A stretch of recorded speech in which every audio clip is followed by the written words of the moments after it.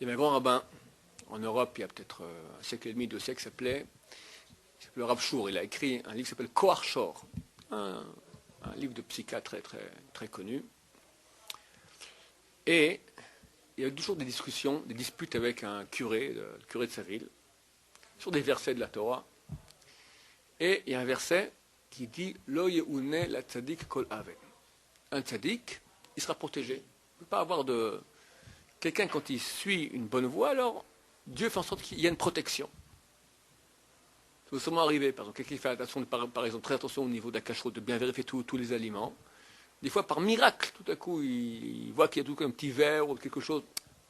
Tu as un petit moustique, tu as un plat énorme, le moustique, tu as une chance sur 200 de le voir. Tout. Tac, tu vois un truc minuscule comme ça. Tu vois que tu es aidé de Dieu parce que tu fais attention à cette mitzvah. Donc, du ciel, on te protège. Quand quelqu'un fait attention à lui-même au niveau de quelque chose, alors on l'aide surtout à ce niveau-là. Donc, le Rav, il cite ce verset, le curé dit c'est n'importe quoi, et se bagarrent les deux. Évidemment, c'est le Rav qui a raison, et le curé est furieux. Il dit je vais la voir. Je vais la voir. Qu'est-ce qu'il fait?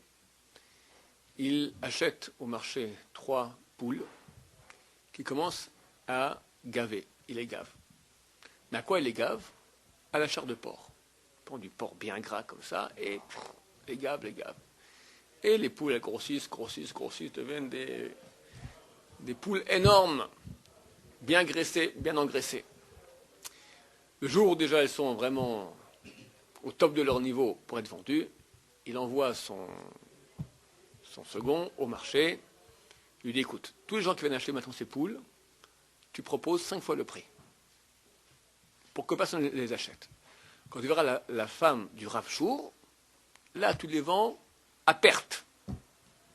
Bon, il va au marché, beaucoup de personnes voient ces belles poules, combien elles sont? Ah, mais t'es complètement fou, c'est beaucoup trop. C'est mon prix. Bon, tant pis, elles sont très belles, mais pas ce prix-là. Vient la femme du rabbin, les belles poules, combien c'est? Il dit un prix dérisoire. Psh, ce prix-là, c'est vrai, je prends tout de suite, extraordinaire. Elle est toute contente, comme elle est heureuse, et lui rentre chez le curé, qui est très content lui aussi. Bon, sa femme prépare les poulets, bon, pas les 3 poules d'un coup, elle prend un déjà, elle quand même, fait la shrita comme il faut, elle les prépare pour faire un plat de paradis à son mari. Son mari, le Rav Shur, avait une habitude, qu'il ne mangeait pas avant, s'il avait un problème, il étudie la Gemara, ou un problème dans la halakha, tant qu'il n'a pas trouvé la réponse, il ne mangeait pas. Et ce jour-là, un problème dans la Gemara, insoluble. Il se casse la tête. Et il est 6h, 7h du soir, 8h, 9h, 10h, le temps passe. Sa femme lui dit, qu'est-ce qu'on fait pour le repas? Écoutez, je vois que je ne m'en sors pas. Alors mangez-vous déjà, et moi je mangerai plus tard. Bon, ils ne vont pas manger le bon poulet sur un mari. Ok, alors ils ont mangé des œufs avec une omelette et un peu de pain, et terminé. Et qu'est-ce que je fais du plat que j'ai cuisiné? J'ai acheté des belles poules comme ça. Bon, mets-le de côté, on mangera ça demain. Elle met ça, elle recouvre bien comme il faut la marmite, et elle met de côté. Le matin, il se lève, il va au Bédine, etc. Et à midi, il vient pour manger. Elle soulève la casserole, elle voit sur la casserole tisser plusieurs toiles d'araignée. Elle va voir le mari, c'est très bizarre. J'ai recouvert des toiles d'araignée sur la marmite. Qu'est-ce que je fais? Écoute, bon, j'ai pas le temps maintenant, laisse ça de côté, on verra. En attendant, donne-moi quelque chose que je peux manger rapidement. Ok, on lui donne. Il part au Beddin. Au Beddin. Là-bas, a eu une histoire juste qui n'est pas forcément attachée à cette histoire-là, mais je vous raconte telle qu'elle est marquée, parce que dans l'introduction à son livre, il raconte cette histoire-là. Toute cette histoire, c'est l'introduction, ceux qui veulent aller voir, dans le livre Kohar Shur, il raconte dans l'introduction comment Dieu l'a protégé. Il y a eu un Beddin, donc un tribunal rabbinique, et il y avait les deux jugés, sur une somme énorme, beaucoup d'argent, et chacun prétend qu'il a raison. Alors, avait l'habitude de sniffer, pas de la coke, mais de sniffer du tabac, d'accord? Les gens, comme ça, du tabac. Et sa boîte de tabac était vide, alors il a envoyé le type du Bédine, il va au marché m'acheter un peu, il donne 2-3 sous, va m'acheter un peu de tabac. Une des personnes jugées sort dehors, attrape le bedeau, le dit, écoute, le Rav Noah, c'est moi qui vais aller acheter le tabac. Bon, le type n'est pas très intelligent, il lui dit ok, vas-y. Il va acheter le tabac, puis il met dedans 3 petites pièces d'or, shochat, pot de vin, pour soudoyer le Rav. Même si le Rav ne sait pas, c'est marqué dans Chazal, même si tu as une pièce chez toi qui appartient à un des deux, déjà ton jugement il est tordu. Que tu veuilles ou pas, c'est un truc magique. Bon, le Rav prend la boîte, il commence à sniffer comme ça, et puis bon, ils entendent les avis des deux personnes, et dans le tribunal, ils sont les trois, ils commencent à discuter les trois. Les deux disent, c'est évident que celui qui a acheté le tabac, il a tort. Et lui, il ne sait pas pourquoi, il sent, mais non, il a raison. Et ils discutent tous ensemble, mais quand tu dis qu'il a raison, c'est impossible, regarde, tac, tac, tac, tac, mais non, tac, tac, ils discutent sans cesse, jusque tard dans la nuit. Bon, lui rentre à la maison, de nouveau, sa femme a préparé le deuxième poulet.